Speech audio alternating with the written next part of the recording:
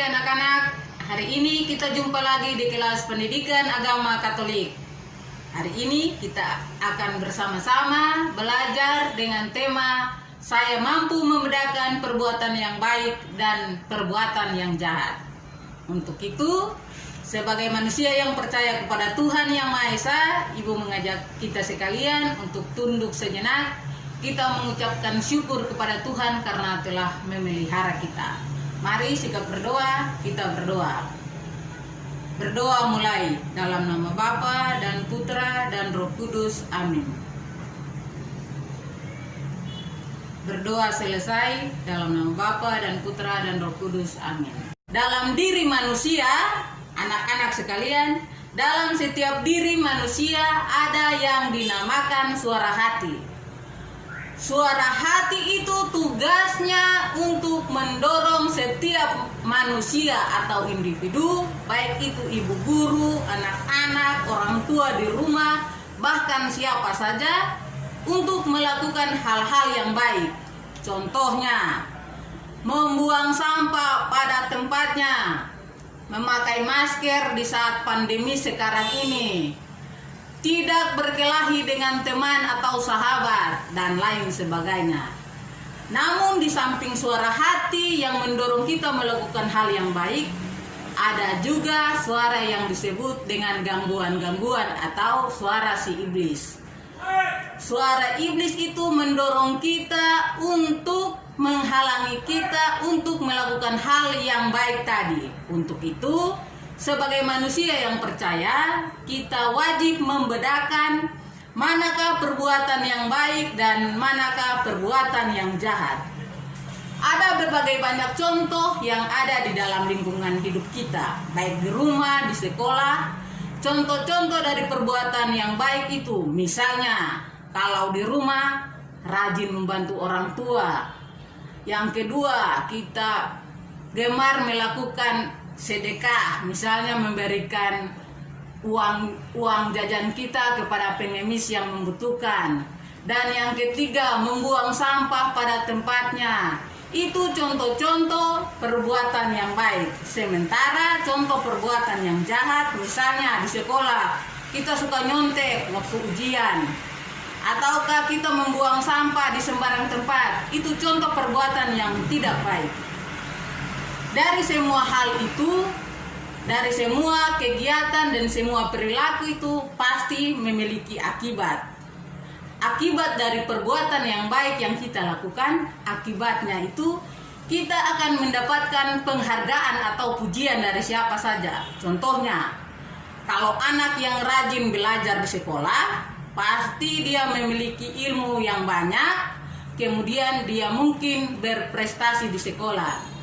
Namun kalau dalam hidup sehari-hari dia selalu melakukan perbuatan yang jahat, misalnya suka berkelahi dengan teman, pasti akibat dari semua itu ialah dia tidak memiliki banyak teman, dia suka disebut dengan anak yang nakal, pintar.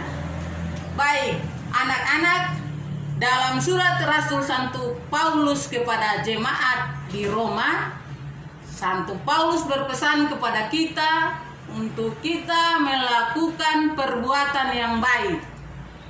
Perbuatan yang baik yang dimaksudkan oleh Santo Paulus adalah dalam setiap hidup kita, kita harus mendengarkan suara hati.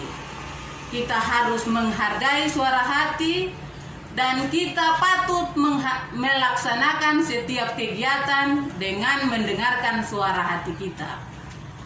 Santo Paulus berpesan, balaslah setiap kejahatan dengan kebaikan. Dan Yesus pun pernah berpesan kepada murid-muridnya dalam perjamuan malam terakhir. Yesus berpesan dalam Injil Yohanes bab 13 ayat 34, Yesus berpesan bahwa pesan baru ini kusampaikan kepadamu, yaitu kamu harus saling mengasihi.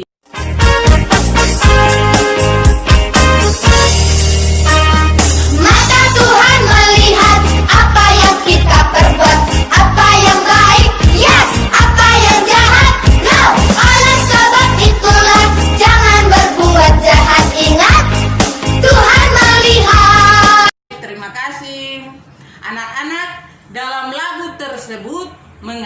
katakan bahwa mata Tuhan melihat setiap perbuatan yang kita buat.